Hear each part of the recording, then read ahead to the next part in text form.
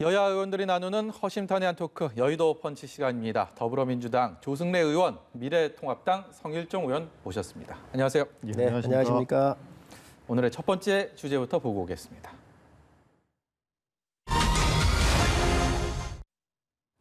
방조입니다. 남의 범죄에 편의를 주는 모든 행위, 이게 사전적 의미인데 이 코로나19 관련해서 이 재확산세가 무섭게 이제 이뤄지고 있으면서 과연 이 책임이 어디에 있느냐? 지난 광복절 집회를 기점으로 이게 재확산이 무섭게 늘고 있기 때문에 이것은 이 미래통합당의 책임이 크다라는 게 지금 민주당의 입장인 것 같고요. 미래통합당에서는 말도 안 된다라고 이제 또 선긋길에 나선 상황입니다. 일단은 이 집회가 강행된 부분에 대해서 어떻게 생각을 하시고 계시는지 좀 짤막한 답변을 좀 듣고 싶습니다. 제가 먼저 할까요? 예. 이제 아시는 것처럼 8월 15일 전후한 이제 3일 연휴가 네. 코로나 재확산에 상당한 고비가 될 것이다라는 방역 당국의 경고는 계속 있어 왔습니다. 그 전조가 좀 보였던 것이 12, 13일 그때 이제 몇십 명 다니긴 합니다만 어느 정도 확진자가 계속 발생했던 시점이었고 그 연휴 기간 동안에 전국적으로 이동이 되면서 아무래도 확산의 위험성이 크다라는 그 경고도 있었지 않습니까? 그런 와중에 저렇게 이제 집회를 통해서 하는 것에 대해서 방역 당국도 걱정을 했던 것이고 그래서 집회 금지를 좀 하는 게 좋겠다라고 했지만 물론 이제 법원이 좀 아쉬운 판단을 통해서 집회가 열리게 된 것이죠. 네. 그게 저는 아쉽게 생각을 하고 있는데 문제는 뭐냐면 실제로 집회를 하면서 예를 들면 전광훈 목사 같은 분은 참석을 하셔가지고 뭐 이 마스크를 이 아무것도 아닌 것처럼 일종의 퍼포먼스를 진행한다든지. 네, 화면상에서 보고 계시죠? 그렇습니다. 그리고 자가격리 대상임에도 불구하고 뭐 일부에서는 또 자가격리 대상이 아니라고 했다가 또 집회 현장에서는 또 자가격리임에도 참석했다라고 또 발언까지 한 것으로 좀 전해지고 있습니다. 예. 그리고 또 하나 그 미래통합당의 책임을 말씀을 드리는 것은 실제로 확인이 됐습니다만 그 미래통합당 소속의 많은 정치인들이 그 집회에 참석을 했습니다. 예. 우리 뭐 지역에 계신 분들도 가까운 천안에 있는 그 당협위원장도 또 뭐 시의원도 이렇게 참석한 것으로 좀 돼 있는데요. 8월 11일인가요? 그때 그 언론에서 그 8.15 집회에 대해서 이제 김종인 비대위원장한테 한번 질문한 게 있는 것 같아요. 어떻게 할 거냐 그랬더니 당원들이 집회를 참석하고 말고 하는 것은 당원들이 전적으로 선택할 문제다라고 말씀을 하셨던 게 있습니다. 그러니까 결과적으로 뭐냐면 방역적인 측면에서 봤을 때는 그 집회에 참석하는 것이 부적절하다라고 이미 경고가 된 상황에서 그렇게 방조한 것은 좀 문제가 있는 것이 아니냐. 그 자체가 이렇게 방조다. 저희들은 보고 있는 것이고 예. 방조뿐만 아니라 사실은 공식적인 참가는 없었습니다만 밑에서는 아주 활발하게 8.15 집회에 참석하고자 하는 움직임이 있었던 것으로 저희들은 이해를 하고 있고 그에 대한 책임을 말씀드리는 겁니다. 조승래 의원의 지금 말씀에 더해서 민주당에서는 오늘 김종인 통합당 비대위원장의 5.18 무릎 사죄도 일종의 코로나19 재확산 화제를 전환하기 위한 것이다라는 또 평가절하하는 입장도 조금 전에 나왔네요. 성일종 의원 말씀을 안 들어볼 수가 없는 상황인 것 같은데 어떻습니까? 참 정치가 과학을 이길 수 있나요? 이 코로나 문제는 과학의 문제예요. 그런데 지금 집권 여당이 말이죠. 홍수 조절 제대로 못하고 4대 강도 따박지르고 모든 걸 다 야당 탓하잖아요. 참 나쁜 버릇이라고 생각을 해요. 국민께서 다 판단하십니다. 제가 표를 좀 몇 개 갖고 나왔는데 네. 이걸 좀 잡아주셨으면 좋겠습니다. 잘 보여야 될 텐데요. 네. 네. 이 지금 코로나가 이 유형이다 변형이 돼서 틀립니다. 네. 그래서 작년도 중국에서 발생하고 우리나라에 왔었던 그 코로나는 S형과 V형이에요. 네. 그리고 유럽에서 지금 진행되고 있는 것은 G형과 H형입니다. 네. 그런데 이 유럽에서 진행되던 것이 3, 4월 달에 우리나라 유입이 돼가지고 7월 달에 확인이 됐어요. 과학적으로 증명이 된 거거든요. 예. 그런데 이 중국에서 발생했었던 원래의 코로나보다 변형된 게 6배의 파급력이 빠릅니다. 전파 속도가. 네. 자, 그런데 이런 사실을 국가가 다 알고 있었단 말이죠. 이 정부가 알고 있었단 말이죠. 과학자들이 다 경고했단 말이죠. 그런데 이 정부가 뭐 했습니까? 그리고 또 하나 중요한 것은 여기서 우리가 알아봐야 될 게 이 바이러스의 평균 잠복 기간이 5.1일이에요. 최대가 14일이에요. 그러면 8월 15일 날 집회를 열었음에도 불구하고 이 집회 잘못됐습니다. 예. 여름은 하면 안 되는 거예요. 이거 분명히 잘못됐다는 걸 말씀을 드리는데. 광복절 집회는 잘못됐다. 아, 그렇습니다. 네. 국민 건강을 위해서 자제를 했어야지요. 자, 그런데 이 13일부터 어떻게 했느냐. 다시 한번 좀 잡아주시죠. 13일부터 예.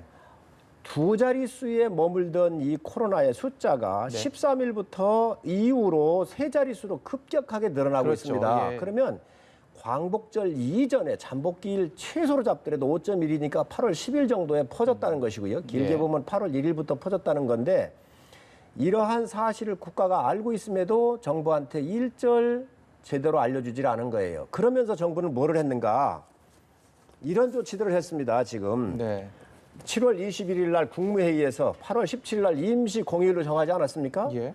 그리고 8월 22일 날 소모임에서 이 바이러스가 나오고 소모임에서 확진자가 나온 거예요. 그런데 8월 24일 날 소모임 같은 경우를 다 해제를 했습니다. 그리고 7월 30일 날 제가 7월 24일을 정정하겠습니다. 예. 7월 30일 날 임시 공휴일을 전후로 해가지고 예. 외식이나 영화, 공연까지 쿠폰까지 제공을 하면서 지금 이걸 방치했단 말이죠. 정책 실패예요. 네. 이 정부가 잘못한 거예요. 대만은요, 지금 우리 인구의 절반인데 480명밖에 없습니다. 우리가 15,000명이 넘어가 있어요. 이런 것을 해놓고 8월 15일 날 이 집회는 잘못됐지만 네. 거기에 모든 것을 뒤집어 씌워가지고 정부의 정책 잘못을 야당한테 떠박지르고 네. 국민들한테 덤터기 씌운다고 하는 것은 아주 비열한 짓입니다. 예, 이제 비열한 짓이라는 표현까지 사용을 하셨는데, 예, 뭐 대만에 비해서는 우리나라가 확진자 숫자가 많은 건 사실입니다. 예. 그러나 대만 빼고는 그렇지 않아요. 그런 거고, 제가 이제 지적을 하는 것은 그렇습니다. 실제로 우리 아이들이 이제 학교도 열고 네. 유치원도 열고 어린이집도 열고 다 열었지 않습니까? 근데 우리 아이들이 정말로 공부하면서 하루 종일 마스크를 쓰고 있으면 두통 때문에 집중력이 떨어지고 그런다고 그래요. 네. 그래서 비말 마스크를 긴급하게 만든 거 아니겠습니까? 그런 것처럼 아이들은 개인의 그 방역 수칙을 철저하게 지켜주고 있습니다. 그러니까 저런 조치를 완화하는 것은 국민들이 정말로 철저하게 개인 방역 수칙을 잘 지켜달라라는 권고와 함께 가는 겁니다. 네. 그런데 일부 교회, 종교단체, 또 일부 또 보수적인 정치 세력들은 개인들의 방역 수칙을 무시합니다. 오히려 이 코로나를 확산시키는 것이 목적인 것처럼 또 어떨 때는 그렇게 행동하는 분들도 계셨어요. 네. 그러니까 이 문제는 철저하게 그런 문제로 봐야 될 것 같고, 그런 측면에서 K 방역이 그동안 성과를 냈던 것은 여러 가지 요소가 있습니다만 제일 중요한 것은 국민들의 참여였습니다. 네. 대다수 국민들은 잘 참여를 하고 있습니다. 인내하고 있고. 그러나 인내하지 못하고 대한민국의 방역 시스템을 비웃는 일부의 사람들에 의해서 네. 그 구멍이 뚫리기 시작한 겁니다. 그 부분에 대해 지적을 하는 것이고, 이거에 대해서 미래통합당은 적절한 대응이나 적절한 태도를 취하지 못했다. 예. 여당 그런 책임을 말씀입니다. 져야지요. 지금 대만이 480명 정도에 그치고 있고 그런데 지금 우리나라 의료진이 뭐라 그랬습니까? 전문가들이 대만처럼 다 차단한다고 그래. 차단을 하자 그랬잖아요. 정말로 한 나라는 성공을 했어요. 지금 서구나 유럽이나 미국이 실패를 했는데 그것은 변형된 바이러스 자체가 틀리기 때문에 그런 거예요. 아까도 말씀드렸지만 유럽이나 미국에서 지금 유행하고 있는 이 바이러스는 G형과 H형이고 우리나라에서 했었던 것은 S형과 V형이잖아요. 예. 이제 유럽, 미국 거가 들어와가지고 우리나라가 전파 속도가 더 빠르단 말이죠. 그거를 정부가 몰랐습니까? 그것도 몰랐습니까? 저는 아니, 알고 있었는데. 그거에 대해서는 자, 이미 수차례 경고를 자, 하셨죠. 그래서 예. 이 정부가 그걸 알면서도 이러한 정책적인 실패를 다 해놓고 지금 국민한테 이것을 돌린다고 하는 것은 문제가 있다는 거예요. 그리고 아까 그 말씀을 우리 조 의원님 말씀하셨는데 국민들의 정말 참여의식 그리고 이 국민들이 이걸 막아야 되겠다는 절박함 의료진의 헌신 그리고 방역 종사자들의 눈물겨운 투혼에 의해서 이 삼각편대에 의해서 우리나라가 그래도 잘 이 코로나19에 대해서 대처를 하고 있었는데 이 삼각편대를 무너뜨린 게 이게 누구예요? 정부입니다. 왜 그러냐? 지금 해운대, 대천해수욕장 얼마나 많이 모였습니까? 이거 이렇게 모일 거 몰랐습니까? 유럽에서 나왔던 H형과 G형에 대해서 전파력 속도가 6배 이상 빠르다는 걸 몰랐습니까? 다 알고 있었음에도 불구하고 지금 다른 그 정치적인 집회로 다 이것을 몰아버리거나 특정 종교 집단으로 본다고 하는 것은 정부가 굉장히 전 무책임하다고 생각을 합니다. 그래서 정부의 의도성이 있다, 뭐 이런 말씀이신가요? 의도성이라고 하는 것보다는 무능한 것이지요. 그래서 물론 이런 종교 종교 단체들이 그 강행한 거 또 광화문에 나온 것 잘못된 일들이지만 그 이전에 정부부터 책임을 져야 한다. 저는 그런 생각을 합니다. 예. 뭐 그 정부가 그 이러저러한 문제에 대해서 당연히 무한 책임을 질 수밖에 없습니다. 당연한 겁니다. 그러나 이제 우리 K 방역이 가장 그 다른 나라에 비해서 주목을 받았던 건 그거 아닙니까? 그러니까 방역과 경제를 같이 두 마리 토끼를 한꺼번에 잡자라는 것이 네. 전 세계 모든 나라들의 숙제입니다. 그런데 그나마 우리나라가 방역과 경제를 그나마 두 마리 토끼를 어느 정도 쫓아가는 데는 성공했다라는 것이 국제적인 평가입니다. 예. 그 평가에 대해서도 한번 귀를 좀 기울여 주시기를 부탁을 드리겠고요. 어쨌든 예. 현재 상황과 관련해서 앞으로 이 재확산을 좀 급격한 재확산을 더 추가적으로 막으려면 무엇보다도 중요한 것은 지금도 그 사랑제일교회의 그 신자들 중에서 수백 명이 아직도 연락이 안 된다고 합니다. 네. 그리고 일부는 확진된 상태에 도망을 가질 않나. 그러니까 이런 비협조 상태로는 도저히 이 문제를 어떻게 할 수가 없습니다. 그래서 네. 다시 한번 그 국민 여러분들께 또 일부 분들에게 좀 호소를 드리고 싶습니다. 예, 모쪼록 협조를 그 부탁드리겠습니다. 재확산세가 예. 좀 가라앉기를 또 정치권에서도 이 책임론보다는 앞으로의 대응책을 어떻게 또 협치를 통해서 또 마련하느냐, 이게 또 더 국민들이 바라는 그림 아닐까라는 생각이 들어서요.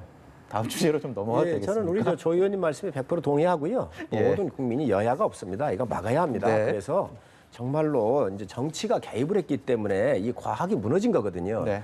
제발 집권 여당이 과학이라고 하는 이 소중한 과학자들의 이야기를 좀 들으시고 네. 이걸 막을 수 있도록 우선 정부가 정신을 좀 차리시고 그러니까 뭐 정치적 이해득실 문제가 아니고 네. 그 부분은 그 미래통합당이 8.15 집회에 대해서 정치적 이해득실을 먼저 따진 겁니다. 아닙니다. 그래서 그런 지금 목소리가 조 대통령과 의원님. 여당에 자, 대한 조 의원님. 문제제기 목소리가 커지기를 바랬던 거 아닙니까? 자, 조 의원님, 방역과 경제가 어떻게 같이 갈 수 있습니까? 사람이 먼저라면서요. 그러니 방역을 해야 한다는 전문가들의 이야기를 다 무시한 게 이 정부고, 급하니까 잘한 게 없으니까, 성공한 게 하나도 없으니까 빨리 극복하려고는 이 초조감에 의해서 이 중요한 시기에 이런 정책을 내놔가지고 쿠폰 발행하고 임시 공휴일 정하고 있었던 이 정치가 개입을 한 겁니다. 이게 굉장히 큰 국민적 이제 재난이 올 수도 있는데 이런 네. 부분들을 바로 정부 여당이 좀 직시하시기 바랍니다. 예, 야당도 좀 도와주시길 바라겠고요. 돕겠습니다. 그런 면에서 돕겠습니다. 야당도 그러면 경제적 지표나 수치가 다소 안 좋아지는 부분에 대해서 네. 그건 또한 한편으로 경제적 무능이라고 공격을 하지 않습니까? 네. 그럼 그것도 자제를 해주시길 예, 부탁드리겠습니다. 지금 재확산세가 서울시청으로까지 지금 불똥이 튀어서 확진자가 발생했다라는 속보가 들어와서요. 서울시청 본관이 지금 전층이 폐쇄됐다라는 소식 전해드리고요. 그리고 본관에 근무하는 전 직원들이 귀가 조치를 했다라는 소식 전해드립니다. 이어지는 뉴스에서 보다 자세한 소식 전해드리도록 하겠고요. 다음 주제로 넘어가 보도록 하겠습니다. 네, 영수회담이라는 이 주제에 대해서도 두 분이 참 하실 말씀 많을 것 같습니다. 벌써부터 그런 생각이 드는데요. 특히 성일정 의원은 어제 본인 SNS를 저도 봤는데 그냥 최재성 정무수석의 이번 제안에 대해서 회담 제안에 대해서 그냥 무례하다라고 일축을 해버리신 걸 봤습니다. 예. 정부수석이 임명된 지가 얼마 안 됐잖아요. 그래 신임 인사차 온 거예요. 네. 그러면 정부수석이 올 때는 제가 임명받았으니 앞으로 여야 관계에 제가 최선을 다하겠습니다. 도와주십시오 하고 이 겸손과 겸양으로 우선 오는 게 기본이지요. 네. 그런데 오셔가지고 정확하게 합니다. 인사를 온 건지 대통령의 정상회담을 하자라고 하는 뜻을 갖고 온 건지 두 가지를 다 갖고 온 건지 갖고 왔으면 문서로 갖고 온 건지 이거를 정확하게 명확하게 해야죠. 그것도 아니고 인사차 와가지고 야당 대표한테 지나가는 말투로 이 이야기했다고 하는 것은 저는 격에도 맞지 않고 진정성도 담겨 있지 않은 이야기다. 어떻게 하면 야당 입장에서도 정말 진정성을 가지고 대화를 하자고 하는구나라고 생각하시겠습니까? 이렇게 해야지요. 우선 인사를 하고 다음 날 공식적인 의제가 어느 정도 세팅이 되고 하면 초청 인사를 하시는 게 맞거나 아니면 청와대에 대통령께서 이렇게 말씀을 하십니다라고 하는 그 이야기를 문서로 하든 명확하게 해야지요. 지나가는 말투로 쉽게 이 친구처럼 얘기하다가 그냥 지나가는 말투로 한다는 게 국민들한테 이게 비춰졌었을 때 과연 그게 정상회담에 대한 의지가 담겨 있거나 또 야당에 대한 배려라고 할 수 있겠습니까? 예. 협치하면서 야당 대표를 초대하는 건데 그렇게 경솔하게 해서는 안 된다고 생각을 합니다. 최재성 정무수석 무례했다고 생각하십니까? 어떻게 보십니까? 전혀 그렇게 생각하지 않고요. 그 영수회담 제안 또 정치권의 이러저러한 그 뭐 만나서 얘기 좀 하자라는 제안들을 무슨 공문을 보내면서 예. 합니까?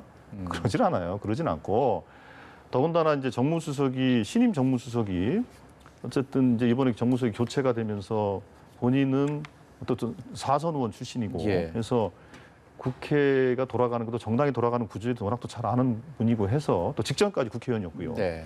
그런 면에서 다소 경색돼 있는 이 정국을 좀 풀어내기 위해서 본인의 역할이 있다고 저는 생각했을 거라고 보고요. 그런 측면에서 저런 얘기를 던질 때 대통령의 재가를 안 받고 얘기를 할 수 있습니까? 대통령의 재가를 받고 제가 인사차 가는 길에 이렇게 제안을 드리겠습니다라고 저는 했을 거라고 보고 있고요. 네.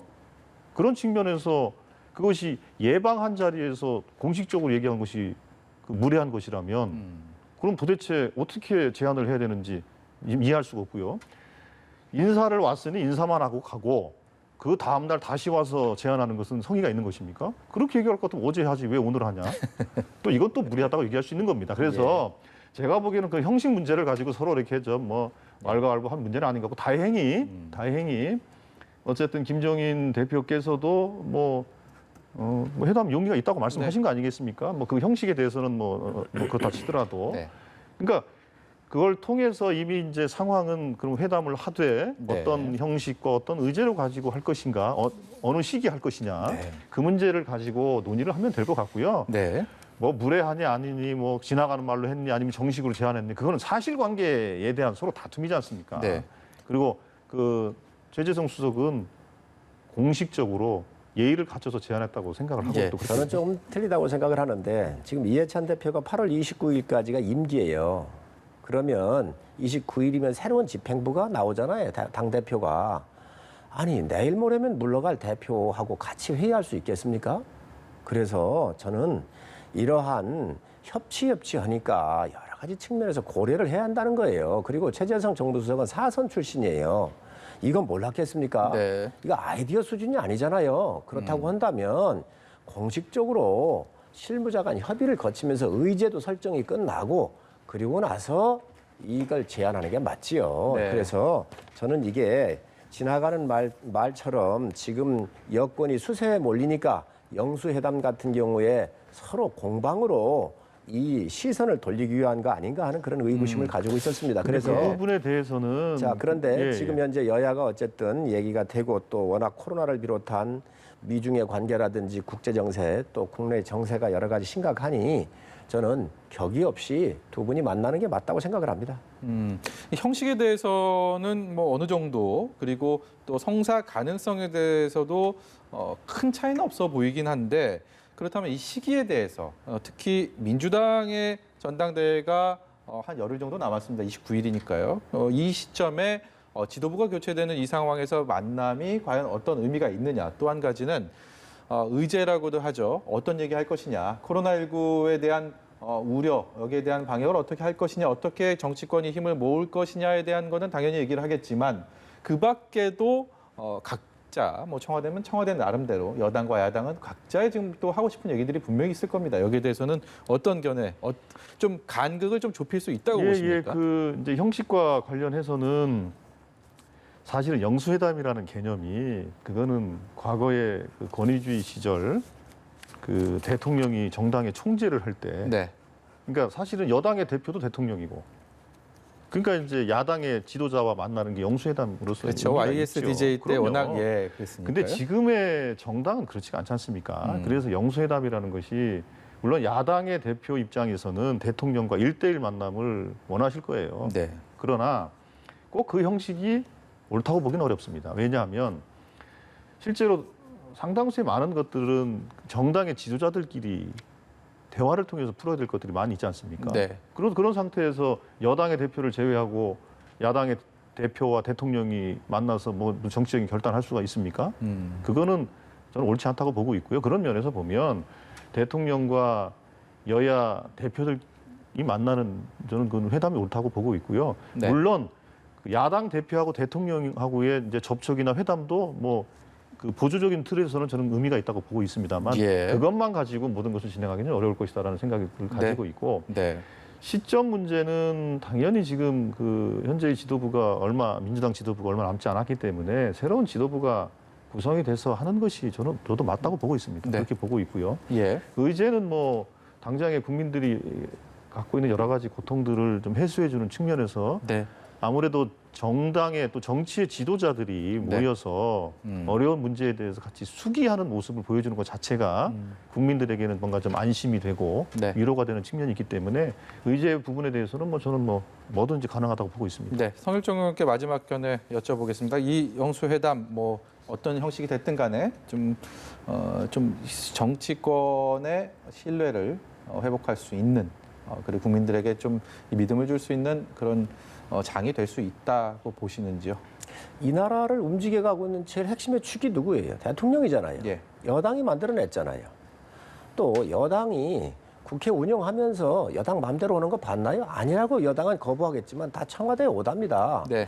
오죽했으면 청와대에 통복부라고 얘기를 하겠어요, 국회를. 여당이 거기에 앞장서니까 그러면 그 책임이 누구한테 있나요? 대통령한테 있잖아요. 예. 그러니 지금 이 엄혹한 상황에서 여야의 대표가 대통령하고 만나서 이게 문제를 논하는 게 맞다. 또 지금 굉장히 심각한 게 코로나입니다. 네.